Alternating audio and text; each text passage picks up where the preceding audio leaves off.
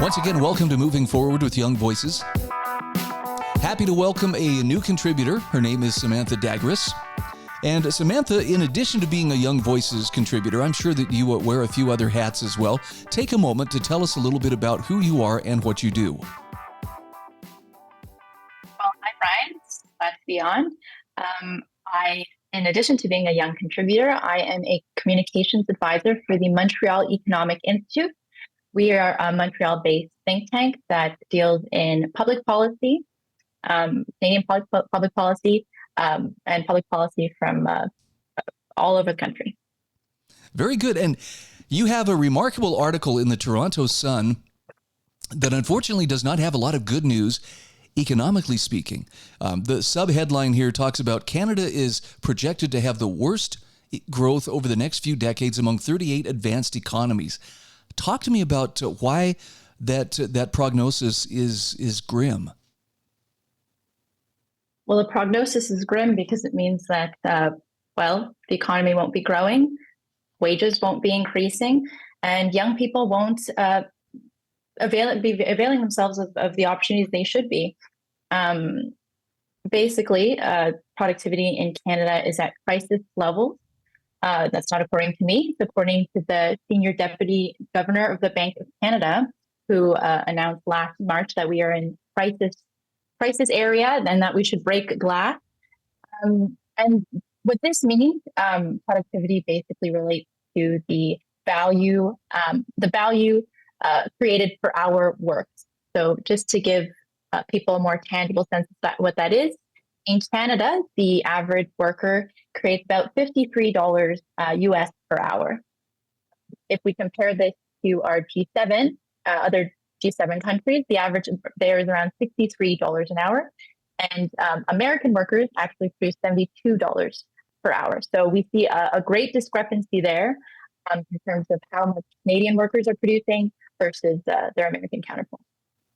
And you make the case in your article, this is important because productivity is profit. This is the value that these workers are creating. This is what drives economic growth. I have to ask, what is it that's putting the brakes on economic growth or holding back that productivity? Well, there are two ways that a halt in productivity would occur. It's one, if workers stop working as much, and we know that's the case. The other way is that if business investment is ceding, which is the case in Canada, business investment has declined over 7% since 2014. Although in the United States, it's up 33%. So the main problem in Canada is that we're not getting the investment we need to give workers the tools they need to unleash their full potential. And how does that investment come? I'm sorry, I feel like a complete novice, but I really don't understand. How do you woo investors, to come and spend their money in Canada? Simply, it's low taxes. It's a business environment that's friendly to investment, because when investors are looking at jurisdictions to invest in, they're looking to make a big risk, and they're looking for that payout to be substantial. And what the Trudeau government just recently did was increase the capital gain inclusion rate to 2/3, which means if you make $1 of profit, 66.7% of that will be taxed. So if you're evaluating where you're going to put your money, you might go to a lower tax jurisdiction like the United States, where the capital gains around 20% than Canada, right? It's numbers, it's profits at the end of the day. And if Canada wants to really position itself compared to other G7 countries, we need to have a tax environment that's favorable to people making profits, to people succeeding. And Samantha, let's talk about this specifically too, as it relates to, for instance, Gen Z. How is this affecting young Canadians who might want to be entrepreneurs, but it sounds like this puts some pretty significant roadblocks in their way? Yeah, absolutely. It's a huge dissuasion to entering, entrepreneurship, innovation, and starting a business. right? The way I like to see it is that, if you and I are graduating from the same university program, we have the same experience. You live in the States, I live in Canada, and we're both writers, and we sit down on our first day of work, and my company provides me with a laptop, and your company provides you with a typewriter. Well, even though we have the same skills, I'm going to be a lot more efficient than you are. And that's basically what it comes down to when we talk about the lack of investment. Because if you're not sitting next to the top technology, cutting edge machinery, well, ultimately at the end of the day, you're going to be less efficient. And the reason this is really important for young workers, especially starting their careers, but workers in general, is that if you produce $100 per hour, well, that gives you a lot of negotiating power with your employer, because you're really, really valuable. If at the end of the day you create $10 per hour, well, that caps your wages at $10. No one's going to pay you $12. So if our productivity remains low, then unfortunately our wages will, and at the end of the day, that translates to worse standards of living. So, not to put this all on you, and not that it can be simplified in a 2-minute answer here, but what are the likely solutions? Do you start by lowering the tax rates, or even getting rid of certain taxes?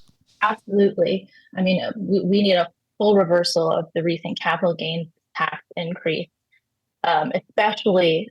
It's unconscionable to me, honestly, that a government can see a sluggish economy, worse growth projections in the OECD, and say, you know what, we're going to make it even harder to succeed in this country. So absolutely lower taxes, and also deregulate. To get any project off the ground, regulation is a cost to getting started. In Canada, you have municipal governments, you have provincial governments, you have federal governments, you have environmental oversight. If it takes you a year longer to start a project here than the United States, well, that's a whole year that you're paying for getting through the process. And so really simplifying regulation, lowering taxes, and I think we'd be better off. And while I have you here, I want to get your thoughts on home ownership in Canada. Right now, in the United States, I know that it's looking pretty dismal. Younger people are not feeling very optimistic that they'll ever be able to afford a home. What is the situation like in Canada? It's pretty dire.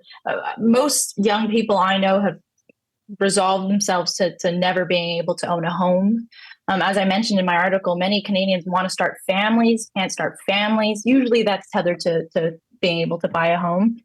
And again, this can be laid at the feet of regulators, of city councils that just overregulate zoning, and make it so much harder for developers to build. Because at the end of the day, the housing shortage is a matter of supply and demand. You have all this demand and no supply. Governments think that they can, tweak around the edges and make proclamations about social housing and about how developers just want to make money. But at the end of the day, if they allowed developers to build, supply would increase, and that would meet demand, and housing costs would go down.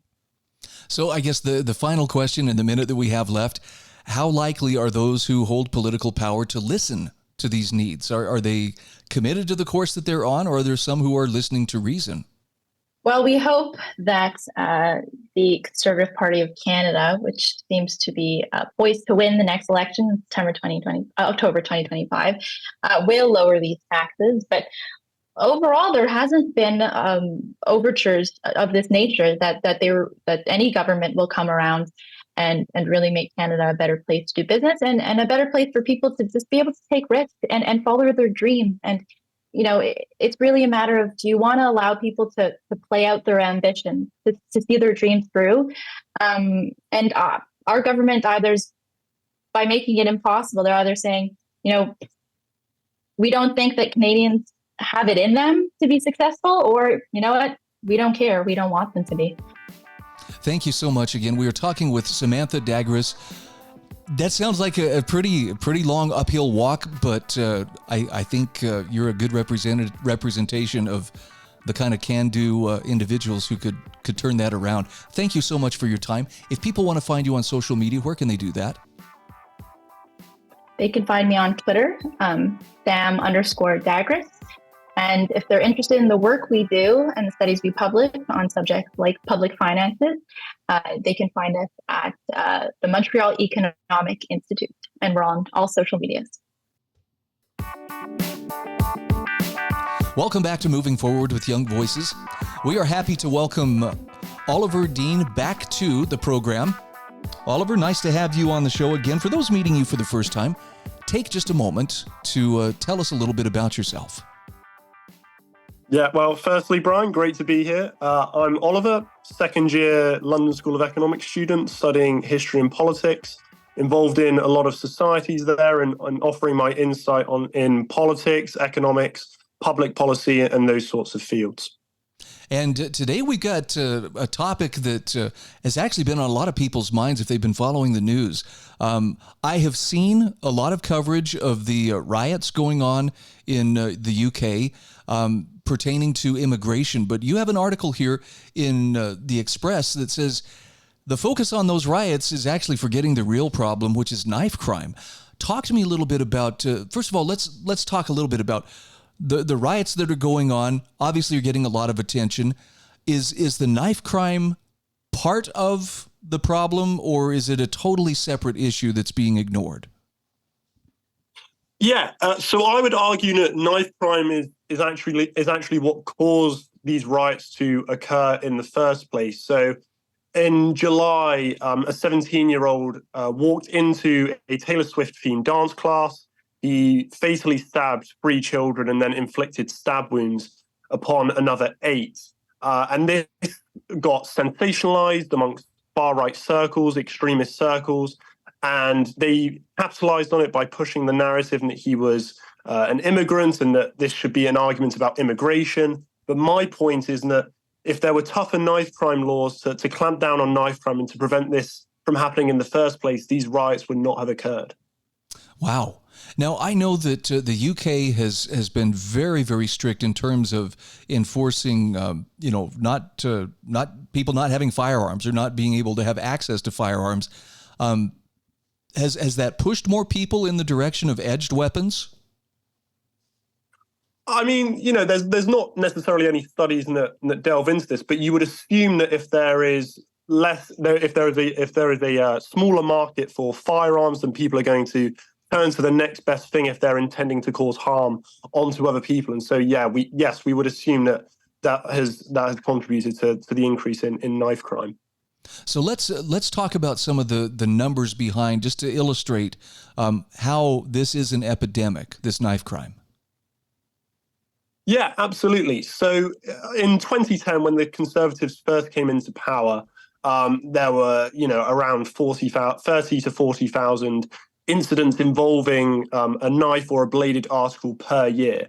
Now, when we got to 2019, this had increased by more than 15,000. And coupled with this, we saw a drop of roughly 14% in the number of police officers across the UK. And so there has been this vacuum wherein criminal gangs and gangs who are using knives as their weapons have basically pushed themselves into this space and laid siege to our streets. And a lot of people are scared to go outside. They're scared to go shopping because of this fear of knife crime. And what we've also seen is the previous Conservative government also cuts the number of police community support officers, which were seen as vital to helping deter young people from entering into knife crime. And the Labour government, which won power in July, has pledged to take knives off our streets and to actually reclaim our streets from these criminal gangs. And they've got some ideas on how they're going to do it, but because their government is so young, they've not really had the time to implement these policies properly. What are some of the existing laws that exist to limit the number of knives out there on the streets? Well, this is one of the big things, and so one of the main things that is there to stop young people and people more generally from taking on knives is the minimum sentencing for people carrying knives. So currently in the UK, this stands at 6 months. So if you are stopped and searched by the police in public and you're found to be carrying a knife or another bladed article, you will face a minimum of 6 months in prison. Now, my argument is that this is not nearly sufficient time to rehabilitate any criminal, let alone a criminal who is wielding a knife and is intending to cause harm onto another person. I think we have to recognize that people aren't wandering the streets of the UK carrying knives because it's a fashion statement. They're carrying knives because they're intending to cause harm to people, or they're intending to defend themselves from other people who are also carrying bladed weapons and knives. And so one of the things that I've actually suggested in the article is that if we raise the minimum sentencing from something from 6 months to something like a year, 18 months, or even 2 years, this can act as a strong deterrent to prevent criminals from taking up knives in the first place. Tell me about the self-defense laws in the UK. Does a person what do they have access to, or what are their rights or responsibilities when it comes to protecting themselves from criminals who intend to do them harm?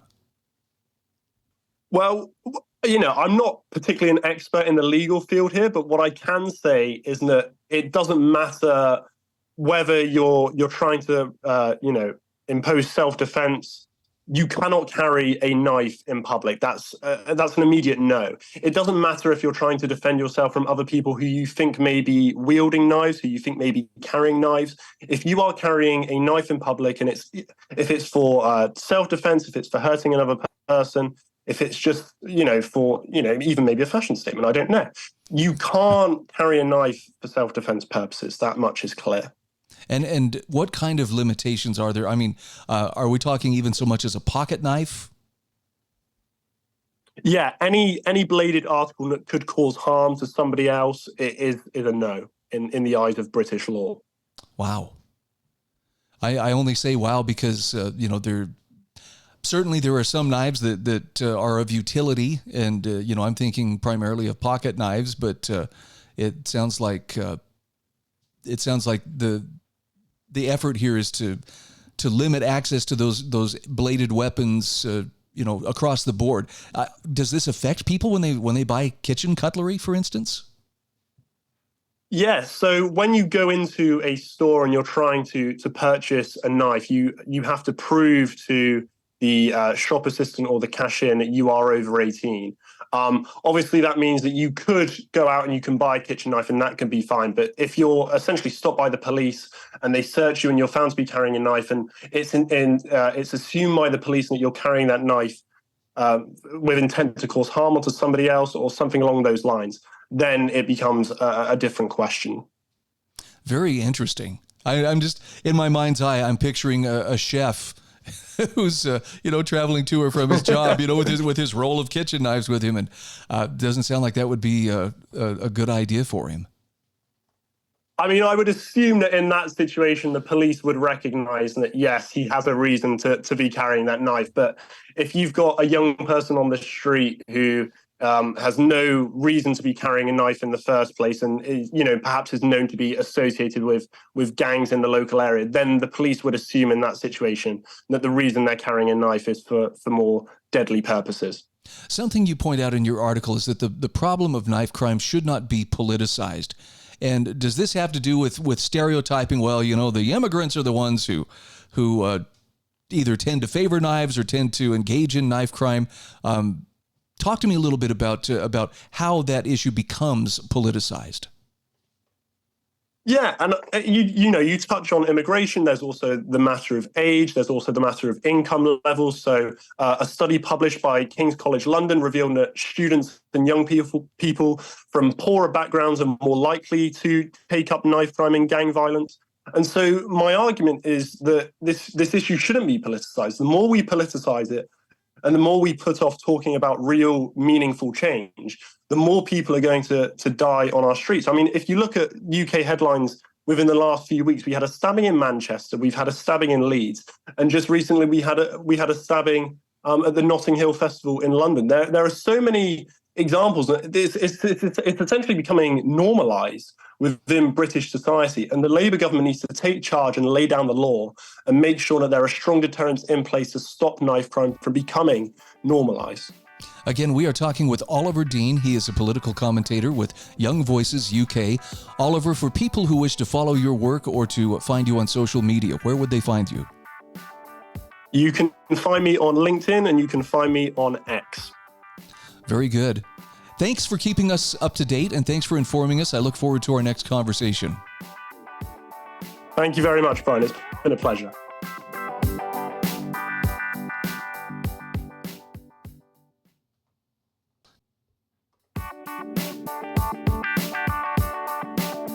Welcome back to Moving Forward with Young Voices. This is our final segment today. Happy to welcome Ryan Silverstein back to the program. Ryan, it's good to have you on again. For those meeting you for the first time, take a moment and tell us a little bit about yourself. I'm a JD candidate at Villanova University, and I'm a fellow with Villanova's McClellan Center for Law, Religion, and Public Policy. Very good. So we're going to talk about student loan forgiveness. Now, I've heard about this quite a bit in the last couple of years, but your article for DC Journal says Biden misses on student loan forgiveness again. And I know the Supreme Court at least once has said, nope, that's not going to pass muster. Tell me what's happened this latest time. Yeah, so the first time, the Supreme Court specifically, the Biden administration, the first time around, they relied on something called the HEROES Act, which effectively was, hey, during 9/11, we want the kids whose parents perished 9/11 or whose parents were first responders to 9/11, we want them to be able to go to college.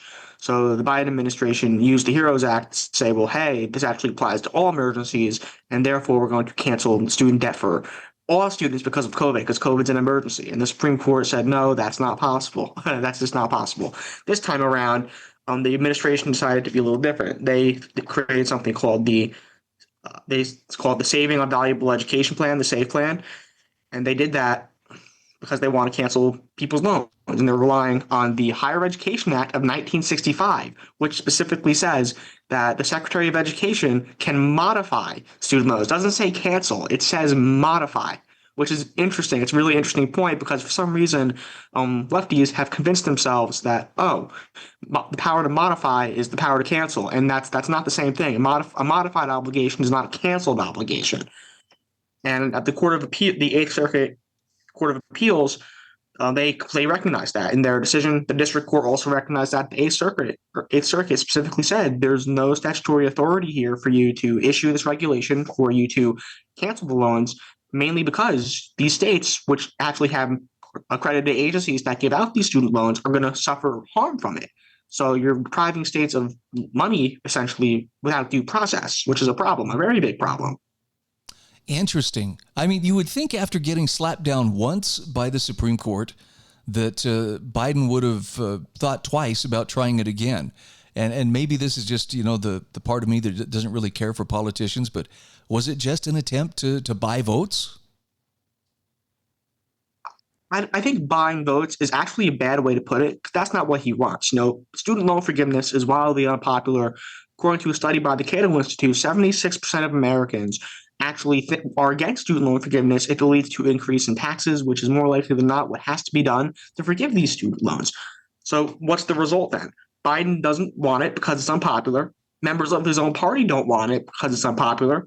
But he ran on it in 2020 to get young people to vote for him. So it's not that Biden is trying to buy votes. He's trying to preserve the issue by using the regulatory process. Okay, that makes sense. And actually, I can kind of see what he's doing, even if I still vehemently disagree with it. So where does it stand at this point? The people who are counting on, well, my student loans are going to be forgiven, does that mean they're still on the hook to pay those loans back?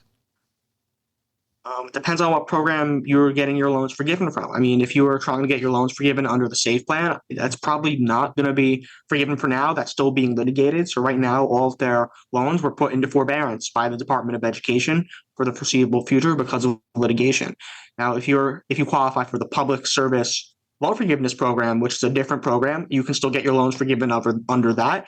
That has a program that's been consistently been understaffed. It's been a bureaucratic mess. The administration's been trying to fix it, and they've done, I think, a pretty good job at fixing the administrative side of that. So definitely try and get your loans forgiven under that program, PSLF.